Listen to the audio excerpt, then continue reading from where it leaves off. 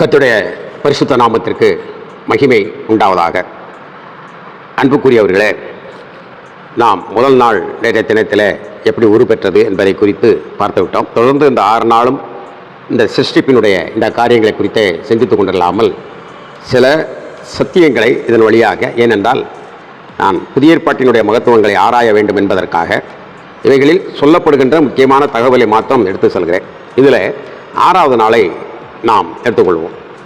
பின்பு தேவன், அதாவது 1ஆம் அதிகாரத்தில் 26 வாசிக்கிறேன். பின்பு தேவன் நமது சாயலாகவும் தமது ரூபத்தின்படியையும் மனுஷனை உண்டாக்குவோமாக, அவர்கள் சமுத்திரத்தில் மச்சங்களையும் ஆகாயத்து பறவைகளையும் மிருக ஜீவன்களையும் பூமி அனைத்தையும் பூமியில் ஊறும் சகல பிராணிகளையும் ஆளக்கடவர்கள். தேவன் தம்முடைய சாயலாக மனுஷனை சிருஷ்டித்தார், அவனை தேவ சாயலாகவே சிருஷ்டித்தார், ஆணும் பெண்ணுமாக அவர்களை சிருஷ்டித்தார். பின்பு தேவன் அவர்களை நோக்கி, நீங்கள் பலுகி பெருகி பூமியை நிரப்பி அதை கீழ்ப்படுத்தி சமுத்திரத்தின் மச்சங்களையும் ஆகாயத்து பறவைகளையும் பூமி மேல் நடமாடுகிற சகல ஜீவசந்துகளையும் ஆண்டு கொள்ளுங்கள் என்று சொல்லி தேவன் அவர்களை ஆசீர்வதித்தார். இப்போது சாயங்காலம் விடியற்காலம் ஆகி இப்படி 5 நாட்கள் முடிந்து தேவன் என்னென்ன தம்முடைய பிள்ளைகளுக்கு தேவையோ அனைத்தையும் அவர் செய்து முடித்துவிட்டு 6வது நாளை தன் பிள்ளைகளை அவர் உண்டாக்கினார். ஆதாமும் ஏவாளையும் என்று நான் பார்க்கிறோம். சுருக்கமாக சொல்கிறேன். அவர்களை தம்முடைய சாயலாக அவர்களை சிருஷ்டித்தார். தம்முடைய சாயல், தேவனுடைய சாயல் அவரை சிருஷ்டித்தார். அவர்களை ஆணும் பெண்ணுமாகவே சிருஷ்டித்தார். இந்த தெரிந்து கொள்ளுங்கள், இங்கும் சில சத்தியம் இருக்கிறது. ஆதாமுக்குள் ஆதாம் முதலாவதாக அவன் சிருஷ்டிக்கப்படுகிறான். ஆனால் ஆதாமுக்குள் ஏவாள் இருக்கிறாள். அதனால தான் அங்கே சொல்லுகின்ற பொழுது ஆணும் பெண்ணுமாக அவர்களை சிருஷ்டித்தார் என்று நாம் வாசிக்கிறோம். 2ஆம் அதிகாரத்தில் வருகிற பொழுது அந்த ஆதாமுக்குள் இருக்கக்கூடிய பெண்ணை எடுத்து வெளியே கொண்டு வந்து அவளுக்கு பேரிடும்படியாக கேட்கிற பொழுது ஏவாள் என்று அவன் சொன்னான் என்பதை நாம் பார்க்கிறோம். ஆகவே இந்த 1ஆம் அதிகாரம் பூராமே தேவனுடைய சிந்தையில் ஒரு வடிவம் பெற்றவர்களை 2ஆம் அதிகாரத்தில் வெளிப்படையாக வெளி உலக கண்கள் பார்க்கத்தக்கதாக அவர் 2ஆம் அதிகாரத்தில் அவர் சிருஷ்டித்து வருகிறார். நிறைய பேர் சொல்வார்கள், அந்த 1வது அதிகாரத்தில் சொல்லப்பட்டிருக்கக்கூடிய ஆதாம் வேறு, அதற்கு பின்பு மண்ணிலே செய்யப்பட்ட ஆதாம் வேறு. எப்படி செய்தார் என்று சொல்லி இப்போ நீங்கள் பாருங்கள். நம்ம ஒரு மேப்பு போடுவோம். மேப்பு எல்லாம் போட்டு கையெழுத்தெல்லாம் வாங்கிட்டு அந்த மேப்பு படி வீடு கட்டுற மாதிரி 1ஆம் அதிகாரத்தில் அந்த மேப்பை கொண்டு வருகிறார். தன்னுடைய சிந்தனையில் இருக்கக்கூடிய மேப்பை கொண்டு வந்து 2ஆம் அதிகாரத்தில் அது கட்டப்படுகிறது, அது செய்யப்படுகிறது. இப்படித்தான் வேதத்தை புரிந்து கொள்ள வேண்டும். சில பேருக்கு மிக அதிக பிரசங்கித்தனமாக புரிந்து வேதத்தை சொல்லுகிறோம் என்று சொல்லி பல வகைகளிலே அதை தவறாக திரித்து விடுகிறார்கள். 2 ஆதாம்கள் என்றெல்லாம் சொல்லுகிறவர்கள் நிறைய பேர் இருக்கிறார்கள், நிறைய சாமனத்தில் இருக்கிறார்கள். எனக்கு நன்றாக ஞாபகம் இருக்கிறது. அதாவது தேவன் நமக்கு வெளிப்படுத்தியிருக்கக்கூடிய அந்த வெளிப்பாட்டின் அடிப்படையிலே நாம் போதித்து வந்தால் கிரமமாக இருக்கும். சில வெளிப்பாடுகள், அதாவது சில நம்முடைய தனிப்பட்ட வெளிப்பாடுகள் அது எல்லோருக்கும் பொருந்தும் என்று சொல்ல முடியாது. சில காரியங்கள் இருக்கும். உவமைகளை நாம் சொல்லுகிறோம் பாருங்க, இயேசு கிறிஸ்து மாதிரி மிக சரியாக சொல்ல முடியும். அந்த உவமைகளை சொல்லுகிற பொழுது இது உவமைகள், இது எந்த அளவிற்கு அந்த உண்மையோ அதை நீங்கள் அறிந்து கொள்ள வேண்டும் என்று தான் சொல்லணும். சிலர் பாருங்கள், உவமையை சொல்லுகிற பொழுது கர்த்தருடைய வார்த்தையை விட அந்த உவமைகளை மிக பிரமாண்டமாக சொல்லி விடுவார்கள். அப்படி சொல்லுகிற பொழுது அங்கு என்ன நடந்துவிடும் என்றால் அந்த உவமையை மிக அதிகமாக நேசிப்பார்கள். ஒரு விசை நான் செவல்பட்டி என்ற சபையில் பிரசங்கிக்க சென்ற பொழுது வையக்கவுண்டப்பட்டி என்கின்ற இடத்துல வேதநாயகம் என்ற ஒரு வயது முதிர்ந்தவர் பிரசங்கம் பண்ண வந்திருந்தார். அவர் செவல்பட்டியிலே பேசுகிற பொழுது தேவன் நமக்காக நம்முடைய பாவங்களை நம்முடைய பாடுகளை ஏற்றுக்கொண்டு சிலுவையில் அறையப்பட்டார் என்பதற்கு ஒரு உதாரணம் சொன்னார். ஒரு அண்ணன் தம்பி இருவர்கள் இருந்தார்கள். அவருடைய அவருடைய பெற்றோர் இறந்து விட்டார்கள். அண்ணன் தம்பியை மிக பாசத்தோடு பண்போடு அரவணைப்போடு அன்போடு வளர்த்து கொண்டு வந்தார். ஆனால் அவர் நிறைய தவறுக்கு மேல் தவறுகளை செய்து கொண்டே வந்தான். சில நேரங்களை அண்ணனை அடித்து விடுவான், அண்ணனுக்கு ரொம்ப துன்பத்தை கொடுப்பான். இப்படிலாம் பல பாடுகள் மத்தியிலும் தன்னுடைய தம்பியை நேசித்து வந்தார். அப்படி அதை ரொம்ப உருக்கமாக அப்படியே அழுது, ஆண்டோர் மரணத்தை கூட அவர் அந்த அளவுக்கு சொல்லி அளவில்லை, அழுது சொன்னார். கடைசியாக சின்ன தவறு செய்தவன் ஒரு கொலையை செய்துவிட்டு வருகிற பொழுது, தம்பி அந்த சட்டையை என்கிட்ட கலத்தி கொடுத்துட்டு போயிரு, அந்த கத்தியை என்கிட்ட கலத்தி கொடுத்துட்டு போயிருன்னு அழுதுகிட்டே சொன்னார். நீ போய் ஒழிஞ்சுக்கோ அப்படின்னு சொன்ன உடனே போலீஸுக்காரர்கள் தேடி வந்தார்கள். இப்பொழுது அண்ணன் போட்டிருக்கக்கூடிய இந்த இரத்தக்கரையும் இந்த கத்தியையும் தெய்வம் பார்த்து கொண்டு அண்ணனை கைது செய்து கொண்டு போயிட்டு விட்டார்கள். அது ஒரு ஓமை. அது எந்த அளவுக்கு உண்மை என்பதை ஒரு ஓமையாத்தாக சொல்லியிருக்கிறேன். இதை நீங்கள் சத்தியமாக எடுத்துக்கொள்ள முடியாது என்று சொல்ல வேண்டும். இவர் அதை ரொம்ப தேங்கி அந்த வையக்கவுண்டம் பெட்டி வேதநாயகம் அழுது அப்படின்னு சொன்ன உடனே என்னுடைய அந்த சபையிலே மூப்பராக இருந்தவர், செவல்பட்டி சபையை ஒரு 10 ஆண்டு காலங்கள் நான் அதை பார்த்து கொண்டிருந்தேன். அப்பொழுது அந்த சபையினுடைய மூப்பர் சத்தியவாசகன் என்று சொல்லக்கூடியவர், அவர் மண்டல காங்கிரஸ் தலைவரெல்லாம் வந்தார். அவர் சொன்னார், வேதநாயகம் கொஞ்சம் பொறு, நீ சொல்லுவ பார்த்தா அந்த இயேசுவை வணங்குவதை விட அந்த அண்ணனே வணங்கிட்டு போயிடலாம் போலுக்க, ஏன்னா அந்த அண்ணன் மேலே தான் எனக்கு ரொம்ப இப்போ உருக்கமாக இருக்கு அப்படின்னு சொன்னார். ஆக சில ஓமைகளை கர்த்தருடைய வார்த்தையை விட மிக அதிகமாக மெருகேற்றி சொல்லக்கூடியவர்கள் நிறைய பேர் இருந்தால். அது பிறகு அவர்களுக்கு வந்த வாக்குவாதங்களை நான் சரிபடுத்தி வைத்தேன். இன்னொரு இடத்துல சங்கரங்கோயில் என்ற ஒரு இடத்தில் 35 ஆண்டுகளுக்கு முன்பதாக ஒரு ஊழியர் மீட்டிங் ஒன்று நடந்தது. அந்த ஊழியர் மீட்டிங்கில் யார் பிரசங்கம் பண்ணுகிறீர்கள் என்று கேட்கிற பொழுது ஒரு அன்பு சகோதரர், நல்ல வேதத்தை நல்லா பண்பாக விளக்கக்கூடியவர் தான், அவர் எழுந்து பேசினார். நான் எப்பொழுதும் சொல்கிறேன் என்று சொன்னால், தேவன் நமக்கு வெளிப்படுத்தியிருக்கிறதுக்குள் இருந்து நான் பேச வேண்டும். அதை விட மிக அதிகமாக சில புத்தகங்களையோ அல்ல பலர் பிரசங்களை கேட்டு கண்ணு வைத்து காது வைத்து நாமும் அதற்கு கண்ணு காது எக்ஸ்ட்ரா 10 தலையை வைத்து பேசுகிற மாதிரி இருக்கக்கூடாது. அந்த அன்பு சகோதரர் என்ன செய்தார், பிரசங்கம் பண்ணுகிற பொழுது அவர் சொன்னார், அந்தி கிறிஸ்து யாருன்னு தெரியுமா அப்படின்னாரு. சொல்ல போகிறார் உங்களுக்கு அப்படின்னு சொன்னார். அது வேற யாரும் கிடையாது, இயேசு கிறிஸ்துவை இந்த 12 சீடர்கள் ஒருவனாகிய யூதாஸ் காரியத்து, கேட்டின் மகன் கெட்டுப்போனானே அல்லாமல் வேறு ஒருவரும் இல்லை என்று ஆண்டவர் சொல்லுகிற அந்த வார்த்தை இருக்குது பாருங்க.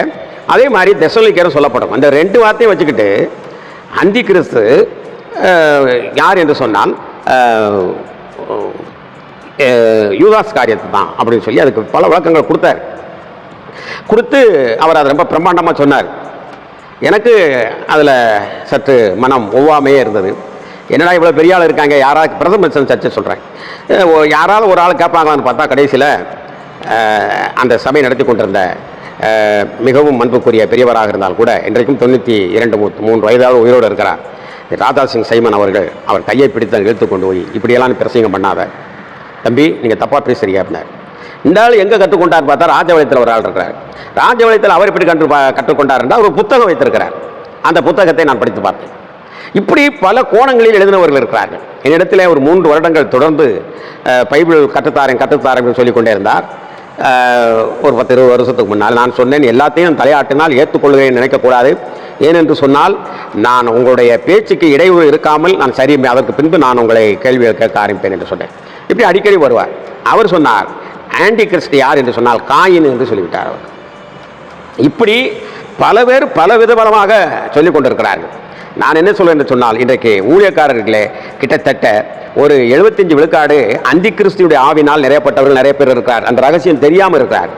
எவனெல்லாம் கூசாமல் காணிக்க கேட்குறானோ, நான் அதை கட்ட போகிறேன், இதை கட்ட போகிறேன், அதை செய்ய போகிறேன், அப்படி பண்ண போகிறேன்னு சபைகளிலே இயேசு கிறிஸ்துடைய மகத்துவமான சத்தியத்தை போதித்து இவன் இயேசுவை ஏற்றுக்கொண்டால் போதும், அதற்கு பின்பு அவன் செய்கின்ற உதவி நமக்கு கிடைத்தாலும் சரி கிடைக்கவில்லை என்றாலும் சரி என்று பேசக்கூடிய ஒரு மனிதனாக இல்லாமல், இவனோட தசமமாக கொடுக்க மாட்டேன், காணிக்க போட மாட்டேன், இவனை தூக்கி பின்னால் ஒரு ஓரத்தில் உட்கார வைங்க, இவன் ஒன்றும் அவ்வளவு சரிப்பட மாட்டான் அப்படின்னு நீ பிரச்சனை பண்ணி நீ ஒரு அந்தி கிறிஸ்து ஆகி பிடிச்சவன்னு ஒன்னையே கண்ணாடியில் பார்த்து நீயே கண்டுபிடிச்சிக்கலாம். புரியுதா? அந்தி கிறிஸ்து அப்படிங்கிறது அது ஒரு ஆவி ஒரு மனுஷனுக்குள்ள இருந்து செயல்படும். அது எப்படி அப்படிங்கிறதெல்லாம் இன்னைக்கு ஏகப்பட்ட குழப்பம். நானே பார்த்தா இயேசு கிறிஸ்துவை பற்றி வாழ்க்கை வரலாறு படத்தை இவ்வளோ பிரச்சனை பண்ணுறேன். நானே ஒரு 2-3 ஃபிலிம் அந்த விதமாக எடுத்துருக்கவங்க ஏதோ எடுத்து பார்த்தேன். ஆனால் அந்தி கிறிஸ்துவை பற்றி 15-20 பேர் எடுத்த இதை பார்த்துருக்கேன். அந்தி கிறிஸ்து அறிந்ததில் அவ்வளோ ஆர்வம், அப்படி கூறுகட்ட மண்டையாக எனக்கே இருக்குது. நான் ஒரு உதாரணமாக நான் சொல்கிறேன். ஆகவே இன்றைக்கு அந்தி கிறிஸ்துடைய வெளிப்பாடுக்காக அல்ல, தேவகுமார் கர்த்தரா இயேசு கிறிஸ்து வெளிப்பாடாக அந்த சிந்தனையில் இருக்கணும். அதுதான் நீங்கள் வீட்டில் எதிர்த்த உடனே வழிநெடுக அந்த ஆவிதான் செயல்பட்டுக்கிட்டு இருக்குது. அதனால பிரியமானவர்களே, இப்படி பெரிய விளக்கத்தை கொடுக்கக்கூடிய சில அதிமேதாவிகள் இருக்கிறார்கள். ஆகையினால இந்த நான் இப்போ பைபிளை விளக்கி கொண்டு வருகிறது இப்படி அல்ல, அந்த சத்தியத்தில் என்ன இருக்கிறது அதை நாம் எப்படி கற்றுக்கொள்ள வேண்டும், அது நமக்கு இக்காலத்தில் நம்முடைய ஆவிக்குரியதில் இணைக்கப்பட வேண்டும். பெரிய ஆராய்ச்சி இதனால அல்ல, ரொம்ப ஆழத்துக்குள்ள போனால் அங்கே இருள் இருக்கும், பிறகு உள்ளே கடந்துக்கிட்டு மூச்சு திணறிட்டு கிடக்க வேண்டியதான். ஆகவே பிரியமானவர்களே, நீங்கள் நன்றாக தெரிந்து கொள்ளுங்கள். ஏற்கனவே இந்த வீடியோவுக்கு முந்தி ஒரு வீடியோ விட்டுருக்கிறேன், அதுக்கு முன்னால் ஒரு வீடியோ நான் தந்த பாருங்கள். அந்த வீடியோ உங்கள் பிள்ளைகளையெல்லாம் பார்க்க வைங்க, அதை மறந்துடாதீங்க. அது இன்னைக்கு பார்க்க வைக்காட்டாலும் என்னைக்கும் பார்க்க வைங்க. அது உங்கள் பிள்ளைகளுக்கு மிக ஆச்சரியமானதாக இருக்கும். ஆக பிரியமானவர்கள், வேதத்தை நமக்கு தேவ ஆவியானவர் விளக்கக்கூடிய அளவிலே மிக சரியாக பாமர மக்களும் புரிந்து கொள்ளக்கூடிய அளவிலே அதை விளக்கத்தை நாம் கொடுக்க வேண்டும்.